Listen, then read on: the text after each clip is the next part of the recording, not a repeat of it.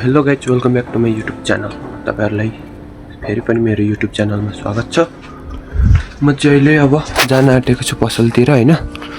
माथि आन्टीले तेल पनि लगिदिनु पर्ने भनेर तोरीको तेल पारिरहेको छु। र गाइज यता चाहिँ हावा चलेर हैन सबै ध्वस्त बनाएको छ। तपाईहरुकोतिर कस्तो छ? यता चाहिँ सबै माथि हाम्रो टनेल पनि सबै बिगारिदिएको थियो। यहाँ चाहिँ यस्तो हावा चलिरहेको छ, डेन्जर हावा चलिरहेको छ। तपाईहरुलाई म देखाउने छु बाटोमा के भएको छ हैन। अभी मजा आएगा ना भिडो। हाँगा हो कि भाँचिएको छ कि रुखहरुको के भन्छ।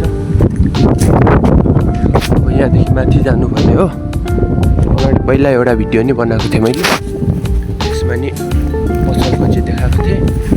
अन्तिमसम्म हेर्नु होला। गुराँस फुलेर ढकमक्क भइरहेछ। पर हल्का रुगा लागे जस्तो भएको छ मलाई चाहिँ हैन। हाम्रो घर चाहिँ त्यहाँ छ। बाटो पनि अस्ति त थिएन यो गाडीको बाटो, अहिले चाहिँ आइपुग्यो। माथि हल्का सेतो सेतो देखिरहनु भयो होला। हो त्यहाँ टनेल सबै ध्वस्त बनाइदियो टनेल पनि। बाटोमा हेरौँ के हुँदैछ। हाँगासागा भाँचिया छ कि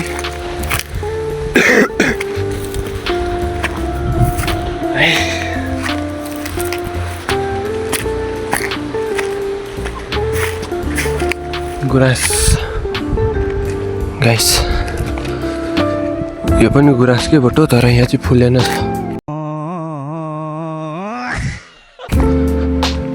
भन्दा नि बिचबिचमा एक दुईवटा फुलेको छ। घाम टन्न लागेको छ। हावाले हिजो बिहानदेखि हावा चलेको रोकेकै छैन।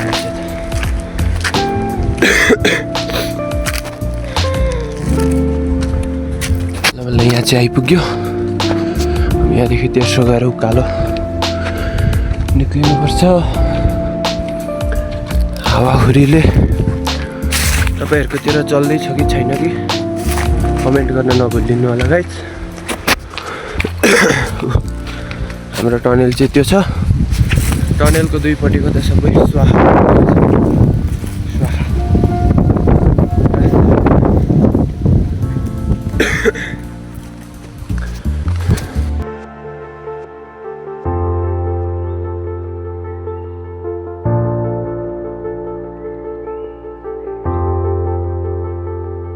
हामी यहाँ चाहिँ आइसक्यौँ। तपाईँहरू देख्न सक्नुहुन्छ हावा।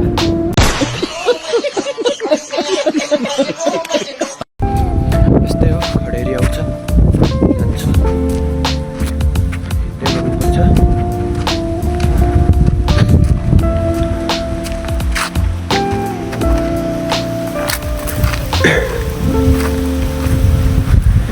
चाहिँ त्यस्तो बाटो हुँदै चाहिँ केही भएर रहेछ।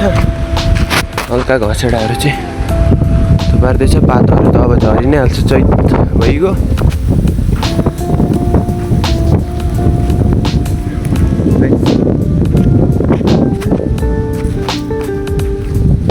कतिको त भरै उडाइदियो। न्युज पनि हेर्दै गर्नुपर्छ।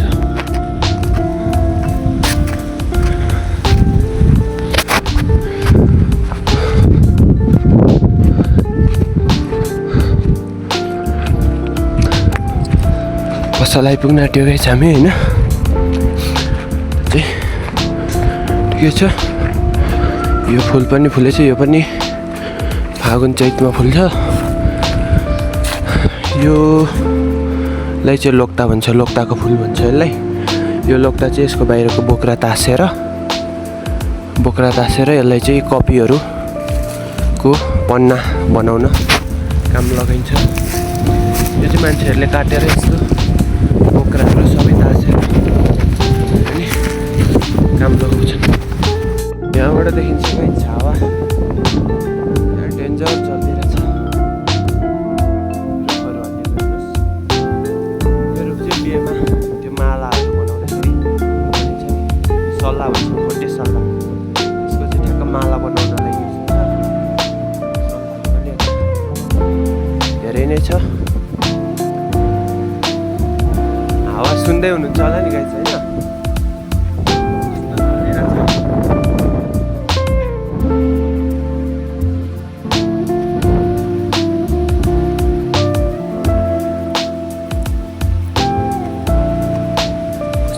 फर्किरहेछ। जय घाँस हुन्छ गाईलाई खोले खुवाउने के भन्ने यो काम लाग्छ। यहाँको पनि टनेल सुँगुरको खोलमा लाग्छ बिगार्दैछ।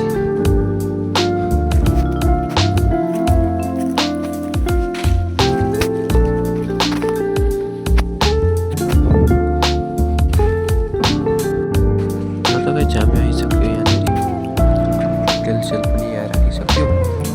यहाँ आइसक्यो के हुन्छ चलिरहेछ। आज भनेको यस्तै रहेछ। यो चाहिँ छुर्पी हो। छुर्पी चाहिँ यस्तै माथि बाहिर सुकाइएको हुन्छ। छुर्पी बाहिर बनाएर बाहिर पनि हल्का गाइस म चाहिँ फर्किसकेँ। तेलसेल दिएँ, चक्लेट किनेँ, फर्किसकेँ होइन।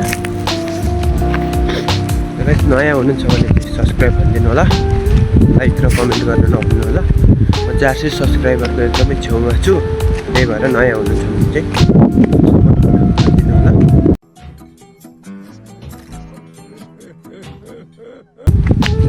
म चाहिँ फर्किरहेको छु। हावा भनेको त्यस्तै हो, चल्दै गर्छ, उडाउँदै गर्छ, लाँदै गर्छ।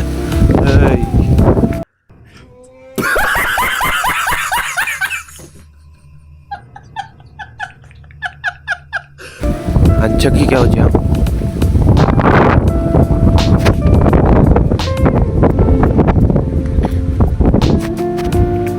हावालाई चाहिँ रेस्पेक्ट गरेर भनिरहेको छु, चल्दै गर्छ भनेर झन्डै हान्दैछ।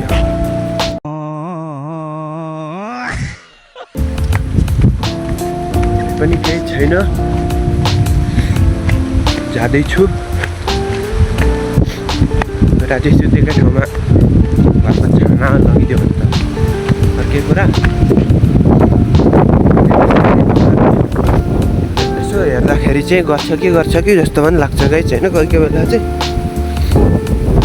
रातभरि चलेको थियो, भरे पुरै झौँ काटिरहेको थियो रातभरि।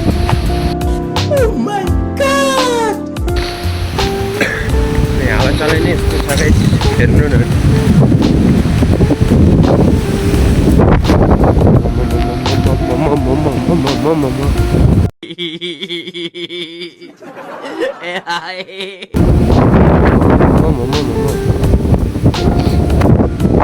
हो गाइस,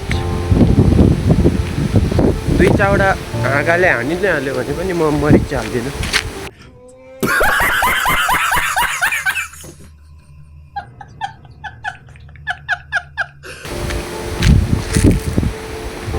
मरिच हाल्नु हुँदैन, घर पुग्नै बाँकी छ।